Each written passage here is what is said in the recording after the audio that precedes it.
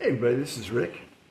So it's been a couple of months since the Trump tariffs have taken hold, and we've all been to the stores and we've all seen the prices of things that we buy. We go to the grocery store and we notice, the price of food's going up. It's never coming back down. Since COVID, the price of food's gone up. But when you go to the dollar store, when you go to Walmart, when you go places where there's a lot of Chinese items, Chinese manufactured items, those products are pretty much holding the line. I mean, they haven't gone up that much. So I want to talk a little bit about China, all right, and this kind of love-hate relationship that consumers have with China. On the one hand, they have the cheap labor, maybe some slave labor. On the other hand, the prices are cheap. The prices are low, and people love low prices. When you go buy underwear, you don't want to pay $10 per tidy whitey. You want to get your 3 pieces of underwear for, now I guess it's $12, $13, $14. But and when you go to the dollar store, you want to get all these kitchen gadgets. You want to get all this stuff that you use around the house for cheap, right? And China serves a purpose in the market, in the consumer market, in that they provide cheap items that people love. Now, in the United States, for example, there are people who complain about, the slave labor and the, forced labor, and they don't pay much to Chinese workers. The Communist Party doesn't pay much to workers.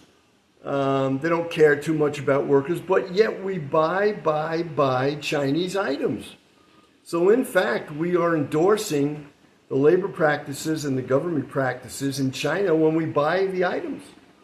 So it's really a double-edged sword with China. Personally, I don't have a problem with China. I like the cheap items.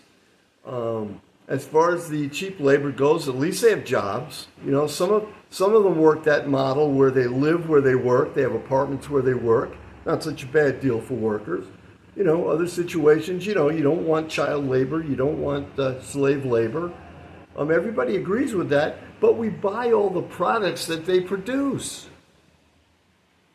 So it's a bit of a conundrum. It's a bit of a problem, and it's kind of a moral dilemma that the rest of the world just has not solved yet. We are consumers almost by nature. The people in the world love to buy stuff. Love to buy cheap clothes. They love to buy cheap gadgets and appliances. And, I was looking at my notebook. Even my notebook is manufactured in China. I have this little notebook. I think it was $1.25. It's a good deal, but it's manufactured in China. You would think, a paper good could be manufactured in the U.S. or Canada. But it's cheaper to import items from China. And as far as I can see, the dilemma will be ongoing because of people's desire to consume and buy cheap products. And that's just the way it is. That's real life. So the way I look at it, just my opinion, I like China. I think they can be an adversary, but not necessarily an enemy. Let's work together, keep the prices down, keep their people working, satisfy consumers, and let's work together and get a deal done. This is Rick. That's real life. We love the cheap products, but we hate the slave labor. It's a real dilemma. You don't want to buy Chinese products? Don't buy them, but you're going to pay a hell of a lot more. Till next time.